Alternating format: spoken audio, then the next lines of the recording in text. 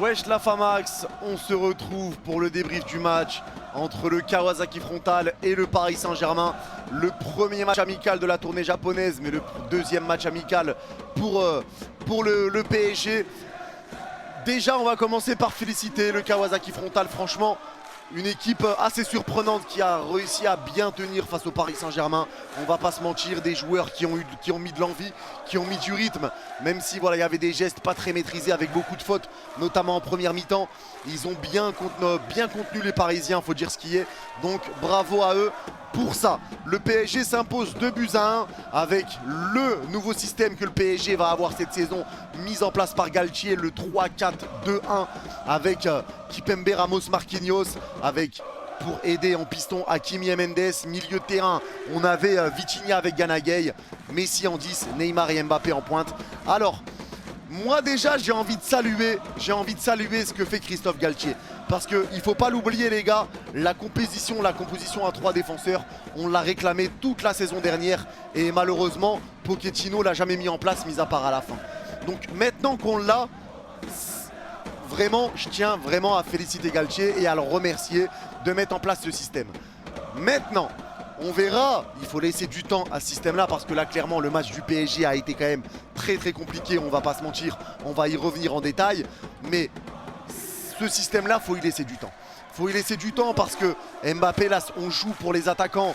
Il n'y a plus d'ailier, ça veut dire que Mbappé n'est plus sur le côté, etc. Tu as deux pointes avec Messi et Neymar. Et tes ailiers, c'est Mendes, Hakimi. Mendes l'a très bien fait pour Hakimi. Hakimi l'a très bien fait pour Mendes. Ça a été un petit peu plus dur aujourd'hui sur le plan défensif et offensif. Mais il faut le temps que Neymar et Mbappé, du coup, se resituent dans l'axe. Messi, je pense que ça va se faire tout seul. On l'a vu que Messi était en jambes, que ça allait. Il y a des passes qui ont été déviées, etc. Mais Messi est en jambes. Il y a eu des mauvaises choses, il y a eu des bonnes choses. Messi est en jambes. Pour Neymar et Mbappé, ça se voit, ça va revenir doucement. Mais voilà, là, petit à petit, Neymar et Mbappé, ça a été un petit peu plus compliqué. Ça a été compliqué pour l'attaque, mais en même temps, c'est normal. C'est le nouveau système qui le veut. On va devoir le travailler et pour essayer que ça tourne correctement. Donc ça a été compliqué au niveau de l'attaque, les 3 attaquants. Mais ça reste normal pour le moment. Ensuite, Mendes, comme je l'ai dit, pour moi, a fait un match très moyen. Très moyen pour pas dire mauvais. Nuno Mendes, vraiment c'était assez bizarre offensivement et défensivement. Ça a été compliqué. Hakimi a été très bon. Vitinha a été... on va pas lui taper dessus, mais c'est un constat sur ce match. Vitinha a été dégueulassissime, vraiment. Après, il a touché énormément de ballons. C'est ce qu'on peut dire en moins. C'est qu'il a touché énormément de ballons, que les ballons passent beaucoup par lui.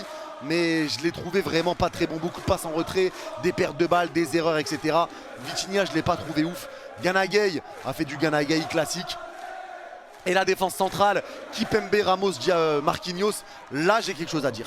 Les gars, on le voit les gars, je sais pas si c'est Galtier qui veut mettre ça en place, mais les défenseurs parisiens sont sur la ligne du milieu de terrain, tout aligné, et du coup on a pris des ballons dans le dos par dizaines. Et ça partait rapidement parce qu'en plus il y avait des joueurs rapides avec Marcinho je crois qui était très rapide du côté du Kawasaki Frontale et du coup ça partait vite dans le dos. Ramos se faisait manger et c'est Kipembe qui était là et qui a été monstrueux sur les retours défensifs. On peut pas l'enlever mais voilà c'est pareil les gars, c'est la preuve qu'il faut que le système se mette en place. On a des lacunes aussi bien au milieu, aussi bien en défense, aussi bien en attaque. Il faut que le système se mette en place, que les joueurs prennent leur habitude, que le coach arrive à mettre ce qu'il veut mettre en place. Il va falloir laisser du temps, tout simplement. Ceux qui veulent tout et tout de suite, ça sert à rien. Je vois déjà des gens nous dire oui, on reveut le 4-3-3, etc. Non, il faut laisser Galtier travailler, il faut laisser le système essayer de prendre forme et on verra ce que ça donne petit à petit. On était en live pour ce match d'ailleurs, hein, donc merci à tous ceux qui l'ont suivi avec nous. Encore une fois, on sera en live pour le prochain match du PSG face à Urawa le 23 janvier. On sera en live ce soir pour ceux qui voient la vidéo le jour même pour Club America City à 1h30 du matin et pour le Ballon d'Or africain demain également. Mais voilà, en tout cas, Donnarumma également a été pour moi très bon. On va pas lui enlever non plus.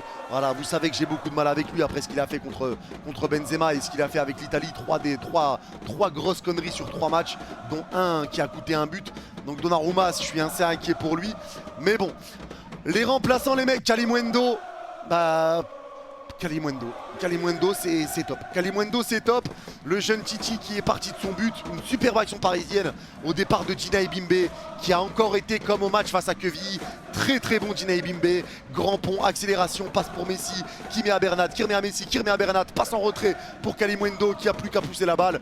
L'action a été magnifique. Kalimundo, c'est un Titi parisien. Il tente des choses. Il est disponible. Vraiment, Kalimundo, j'espère qu'on va le garder cette saison, qui jouera un petit peu, parce que franchement il le mérite.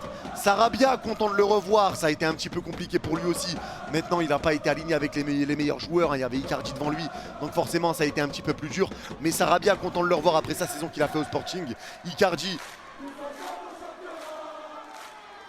Bernat, l'entrée de Bernat a fait du bien. Et également Bernat, vous savez, c'est mon chouchou côté parisien.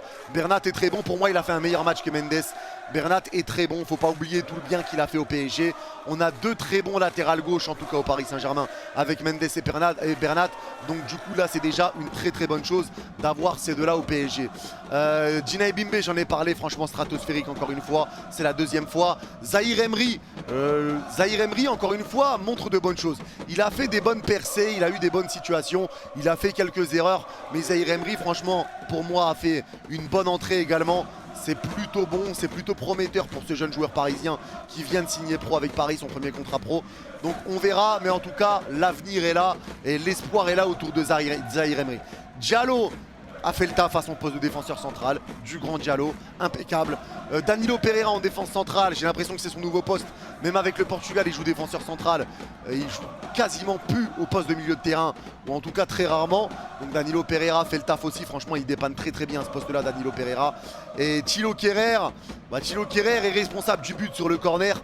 Il repousse mal la balle, ça redonne le ballon aux joueurs du Kawasaki Frontale, mais il sauve aussi le deuxième sur une faute pas donnée à Danilo Pereira. Et Kehrer, c'est lui qui vient tacler.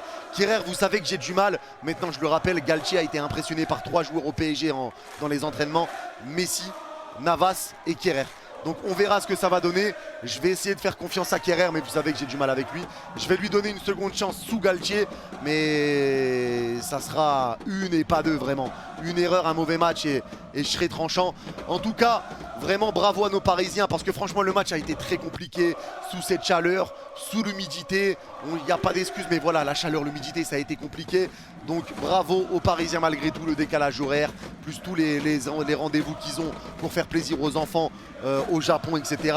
Donc bravo aux Parisiens. Le match a été relativement compliqué, mais c'est normal. Le Kawasaki Frontale, ça reste une belle équipe aussi, donc bravo à eux. En tout cas, on espère voir de bonnes choses face à Urawa. On espère que le système se mettra en place un petit peu mieux maintenant. Et que les joueurs commenceront à se trouver un petit peu plus. On espère que le système fonctionnera, mais il faut vraiment commencer à s'adapter aussi bien défensivement qu'offensivement. En tout cas, on y croit, on espère que ça ira, on espère qu'on s'adaptera, mais on fait confiance à Galtier, on fait confiance à tous les Parisiens qui sont présents.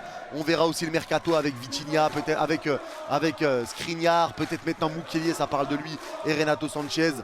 On verra ce qui va se passer pour la suite, mais Galtier a un ordre d'idées maintenant de ce qui se passe aussi du côté du Paris Saint-Germain. Donc on espère voir de bonnes choses. En tout cas, merci à tous d'avoir suivi ce débrief. N'oubliez pas de liker et de vous abonner avant de partir. Vous êtes des cracks. Bye bye.